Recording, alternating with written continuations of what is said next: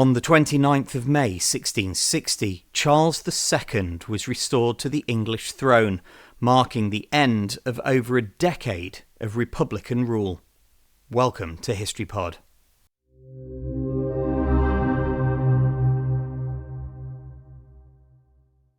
Following the English civil wars and the execution of Charles I, England had been declared a republic known as the Commonwealth of England. This was initially led by Parliament and then, from 1653, by Oliver Cromwell as Lord Protector. After his death in 1658, his son Richard succeeded him, but political instability and military dissatisfaction resulted in his resignation in 1659.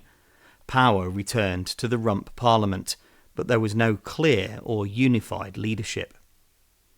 In early 1660, General George Monck, commander of the English forces in Scotland, marched south with his army.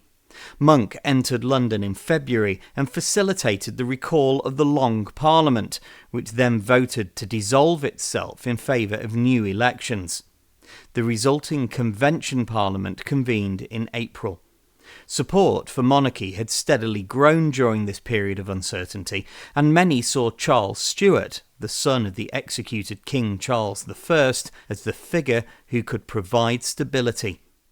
On the 4th of April 1660, Charles issued a declaration offering pardons to former enemies, guarantees of religious toleration, and promises to respect Parliament's authority. These terms helped to secure support for his return, and he was proclaimed king on the 8th of March 1660, but had to return from exile on the continent before he could take up the throne.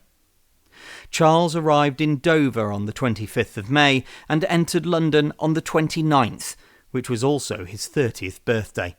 He was welcomed with public celebrations and a general sense of relief, and was formally crowned at Westminster Abbey the following year.